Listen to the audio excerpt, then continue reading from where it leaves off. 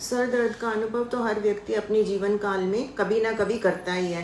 पर माइग्रेन का दर्द जो होता है आम सिर दर्द से काफ़ी अलग होता है। इसकी सिविरिटी काफ़ी अधिक होती है, ये लंबे समय तक चल सकता है। कभी कभी तो ये 2-3 दिन लगातार होता रहता है, जिससे हमारी डेली रूटीन भी गड़बड़ा जाती है। आयुर्वेद में इसे अर्धाव भेदक के नाम से भी जाना जाता है। आयुर्वेद के ग्रंथों में शिरो रोग के अंदर अर्धाव भेदक का भी वर्णन मिलता है। अर्धाव भेदक में अर्ध का मतलब होता है कि आधा, और भेदक का मतलब हो गया कि हमारे सिर में भेदने टाइप की हमें दर्द महसूस होती है, मीन्स बहुत सिविरिटी में दर्द महसूस होती है। इसे सूर्यव्रत नाम से भी कहा जाना जाता है, जिसमें कि दर्द जो होता है वो सूरज के उदय होने से शुरू होता है, और जैसे जैसे सूरज बढ़ता जाता है वैसे वैसे दर्द भी बढ़ता रहता है, और सूर्य अस्त होने पर दर्द भी कम हो जाता है। 10 में से 1 या उससे भी अधिक जो लोग होते हैं उनको माइग्रेन की तकलीफ रहती है। ये रक्त वाहिकाओं के अत्यधिक उत्तेजना के कारण भी हो सकता है। तो माइग्रेन की दर्द जो होती है बहुत ही ज़्यादा असहनीय होती है। नमस्कार, मैं डॉक्टर सपना अरोड़ा, एक आयुर्वेदिक ग्रेजुएट जिसको कि अपने इस आयुर्वेदा रिलेटेड फील्ड में 35 ईयर से भी ज़्यादा का एक्सपीरियंस है, और हमारी कंपनी इप्सा लैब्स के इरेज़र और एरोडेंट के नाम से स्किन केयर और ओरल केयर रेंज के प्रोडक्ट्स भी आते हैं, और लाखों लोग इनको यूज़ करके इनका बेनिफिट भी ले रहे हैं। मैं आप सबका अपने इस आयुर्वेद चैनल में स्वागत करती हूँ। आयुर्वेद के अनुसार माइग्रेन के कई कारण हो सकते हैं, जिसमें हमारी आहार शैली, विहार शैली, आसपास का वातावरण भी शामिल होता है।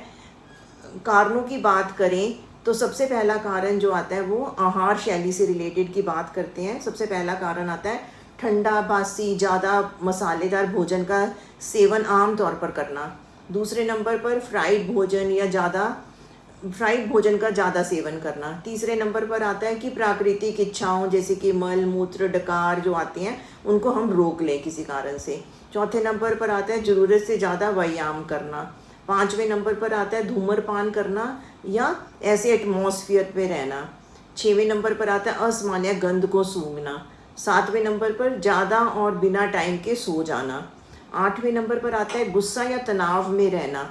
9वें नंबर पर आता है कि अगर हम दोषों की बात करें तो आयुर्वेद में इसे त्रिदोष के इम्बैलेंस से होने वाला बताया गया है, पर मेनली ये जो है वो वात और पित्त दोषों से होने वाला सिर दर्द है। जिसके शरीर में पित्त बढ़ा हुआ होता है और हम आहार विहार जो है हमारा पित्त वर्धक ही रहे, और जैसे कि हम ज़्यादा मसालेदार फ्राइड फूड खाते रहें और ज़्यादा धूप में घूमें, ऐसे इन सब कारणों से हमारा बढ़ा हुआ जो पित्त है वो वात की गति को अवरुद्ध कर देता है, जो कि माइग्रेन का कारण बनती है।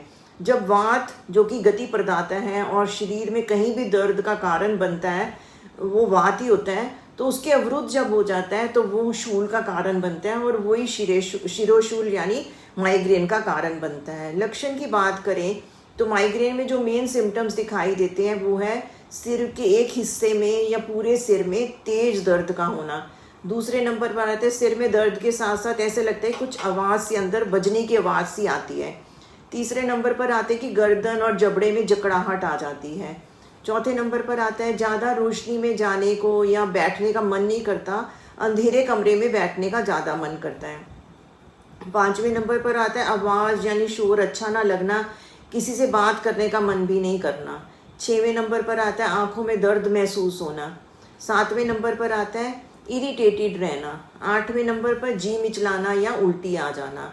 उपचार की बात करें तो वैसे तो जिन्हें माइग्रेन की दर्द होती है वो आमतौर पर पेन किलर या कोई उल्टी आदि की दवाई का सेवन करते हैं, जिससे कि क्योंकि पर ये जो मेडिसिन होती हैं वो हम ज़्यादा लंबे समय तक नहीं ले सकते हैं इनके साइड इफ़ेक्ट की वजह से, तो इसलिए वैसे भी ये इसका कोई परमानेंट सोल्यूशन नहीं है।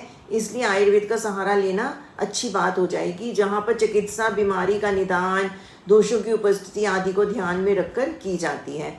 जैसे मैंने पहले भी बताया कि जो पित्त दोष है, जो माइग्रेन होता है वो पित्त दोष की वृद्धि से होता है, इसलिए हमें फ्राइड फूड, मसालेदार पुराना बना हुआ भोजन हमें नहीं खाना चाहिए। हमें सात्विक भोजन का सेवन करना चाहिए, और जो खाना हम खा रहे हैं उसको रात का खाना जो है वो हमें जल्दी मतलब 7-8 बजे तक खा लेना चाहिए, ताकि भोजन का पाचन हो जाए और सुबह उठें तो हमारे शरीर में पित्त की वृद्धि ना हो।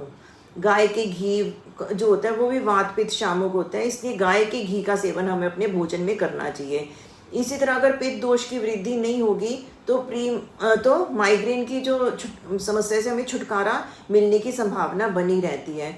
आयुर्वेद में पंचकर्म चिकित्सा को भी माइग्रेन में प्रभावकारी माना गया है। उसी के अंदर हम नस्य, विरेचन, स्नेहन, स्वेदन कर सकते हैं।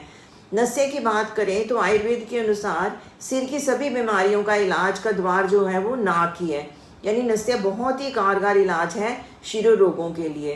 केसर मिश्रित गाय के घी को या तिल के तेल को की कुछ बूंदे अगर हम नाक में डालते हैं और गहरी सांस लेकर इसको अंदर करते हैं तो काफ़ी लाभ मिलता है। गाय के घी या तिल के तेल को हमने डायरेक्ट गैस पे रख के गर्म नहीं करना है। इसके लिए हमने एक बड़ी कटोरी जिसमें कि हमने गर्म पानी डाल देना है, उसके अंदर उससे छोटी कटोरी जिसमें गाय का घी या तिल का तेल जो हम लेना चाहते हैं वो रख देना है।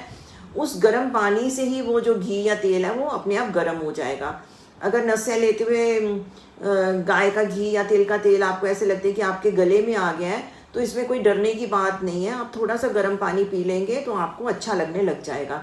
नस्य लेते हुए सिर को थोड़ा सा ऊंचा करके रखें और हल्का पीछे की तरफ झुका कर रखें ताकि नस्य का पूरा असर जो है वो शिरो रोग को मिले।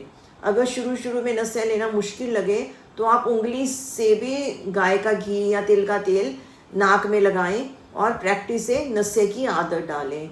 नस्य से माइग्रेन की दर्द में तो आराम मिलता ही है, साथ साथ हमें जो है साउंड स्लीप भी आती है, हमारी मेमोरी पावर को भी बूस्ट करता है, स्ट्रेस, एंजाइटी और जो हमारे कई लोगों को खराटे की समस्या होती है उसको भी दूर करने में ये मदद करता है। तीसरे नंबर पर आता है स्वेदन। ये भी पंचकर्म चिकित्सा का ही एक पार्ट है। पसीना लाने की विधि ही स्वेदन कहलाती है। इसमें हमने गर्म कपड़े से प्रभावित पार्ट जहाँ पे जैसे हमें सिर में दर्द हो रहा है, जिस पार्ट में दर्द हो रहा है उसको थोड़ी गर्माहट देनी है। और वात कफ दोष के कारण अगर हमें सिर में दर्द हो रहा है या माइग्रेन की समस्या है तो ये चिकित्सा उसके लिए काफ़ी लाभकारी है। पर अगर पित्त वृद्धि में है, यानी कि पित्त वृद्धि के कारण हमें है या हमें हाई बीपी है या हमें हार्ट की कोई प्रॉब्लम है तो हमें ये वाला ट्रीटमेंट उस पेशेंट को, उस व्यक्ति को नहीं देना है। चौथे नंबर पर आता है विरेचन। पंचकर्म में विरेचन क्रिया से मल निकालने की प्रक्रिया की जाती है। इसके लिए मृदु विरेचक द्रव्य दिए जाते हैं जैसे कि मुलेठी का चूरन, हरड़ का चूरन, त्रिफला का चूरन हम 1 से 2 चम्मच गुनगुने पानी के साथ लेते हैं तो ये मृदु विरेचक का काम करते हैं। विरेचन से बढ़ा हुआ पित्त जो होता है वो मल के साथ शरीर से बाहर निकल जाता है। इसके लिए हम अविपत्तिकरण चूरन का भी सेवन कर सकते हैं, वो भी इसमें काफ़ी लाभदायक रहता है। कैस्टर ऑयल हो गया, एलोवेरा का जूस, ये सभी भी जो है वो भी मृदु विरेचक हैं। विरेचन का मूल जो उद्देश्य होता है वो पित्त दोष को शरीर से बाहर निकालना है और माइग्रेन में आराम दिलाना है। अगर किसी की पाचन शक्ति कमज़ोर हो, बच्चे, बूढ़े या कमज़ोर लोगों को और गर्भवती महिलाएं जो हैं उनको ये चिकित्सा नहीं देनी चाहिए। 5वें नंबर पर आता है शिरोधारा। माइग्रेन को ध्यान में रखते हुए ऐसी जड़ी बूटियों का चयन किया जाता है, ऐसी जड़ी बूटियों को तेल में डालकर शिरोधारा दी जाती है जिससे कि वो वात पित्त शामक हो। ऐसी औषधियाँ, हर्ब्स होती हैं वो तेल में डाली जाती है। चंदन, कपूर, जटामासी, सौंठ, जायफल का हर्बल पेस्ट जो माथे पे लगाने से भी हमें आराम मिलता है और शीतलता का एहसास होता है। लेवेंडर के तेल को सूंघना, हल्दी और वचा के धुएं को सूंघना भी माइग्रेन में प्रभावकारी है। 6वें नंबर पर आता है बला, यष्टि मधु, हरितकी आदि हर्ब्स, ब्रह्मी घृत भी जो है वो माइग्रेन में काफ़ी लाभदायक है। 7वें नंबर पर इसके साथ साथ हमें योगा, प्राणायाम, स्ट्रेस फ्री लाइफ रहेंगे, मेडिटेट करो, अनुलोम विलोम, भ्रामरी प्राणायाम का अभ्यास करो, पॉजिटिव एटीट्यूड रखो, रिलैक्स करके अपनी बीमारी को दूर भगाने में कोशिश करो। आयुर्वेद में माइग्रेन का ट्रीटमेंट है। आहार विहार के साथ साथ पंचकर्म को फॉलो करके माइग्रेन की समस्या को दूर कर सकते हैं। आपको या आपके किसी भी रिलेटिव या फ्रेंड को माइग्रेन की समस्या हो तो किसी आयुर्वेदिक डॉक्टर से ज़रूर परामर्श लें। मेरी इस वीडियो को ज़रूर और ज़्यादा से ज़्यादा शेयर करें ताकि माइग्रेन जैसी जटिल समस्या से छुटकारा मिल सके। आप प्लीज़ मेरे इस चैनल आयुर्वेद को लाइक, शेयर और सब्सक्राइब करना ना भूलें। मिलते हैं नई जानकारी, नई वीडियो के साथ। तब तक स्वस्थ रहें, प्राकृतिक रहें, आयुर्वेद को अपनाएं। Thank you.